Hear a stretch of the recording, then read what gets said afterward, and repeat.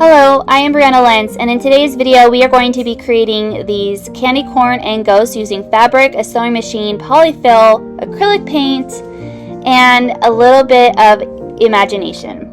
In this video you're going to see that I don't use a pattern, I just use a template for the crochet candy corn that I have created. I'll link that video down below. You can create your own template. All you need to do is draw a rough idea of the candy corn and give yourself about 1/4 of an inch room.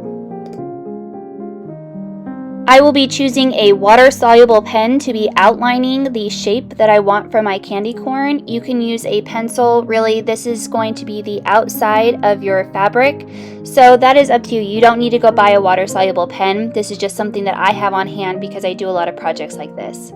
I used about half a yard of total muslin, and it is double-sided because I'm going to be sewing these right sides touching, so that way I can turn them right side out and then sew the bottoms together. I fill this with just a simple polyfill. You can make these as stuffed or as loose stuffed as you want. You have the option to have the vibrant colors, or you can then tea stain them as well. I clip around the edges because these are round. Clipping the edges before turning them right side out allows less buckling in the fabric.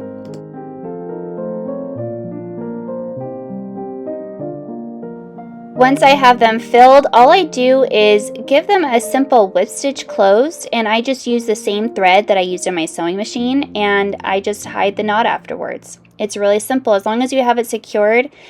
If you go for a more tea stain look, you're going to have a more prim look, so you really can't go wrong, and you don't have to worry about a super perfect finish, especially since you're closing the hole on the bottom. No one's going to see it.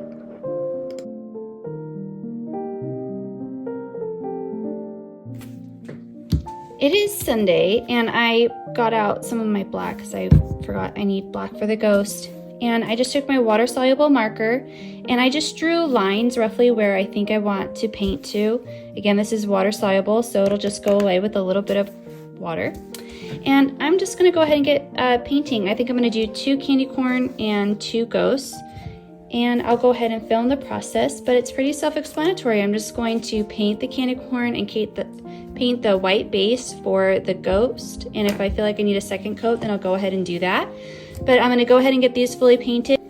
And Jules is going to work on something too, aren't you? It's called a double layer Disney castle, and it's going to have royal cats on top of it. We got a bunch of these buttons on clearance at Walmart this past week, didn't we? Yeah, and it will be with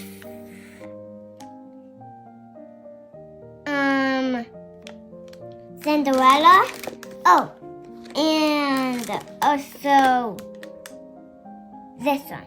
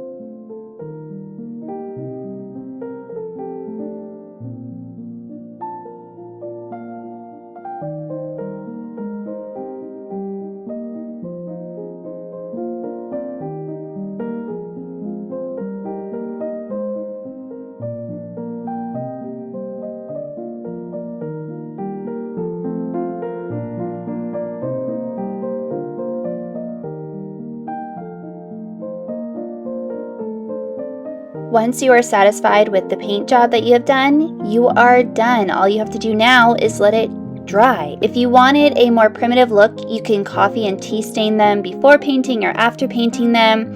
Originally, I thought that I would, but I really liked the vibrant colors. I really thought that it kind of was a nice contrast for my Halloween decor.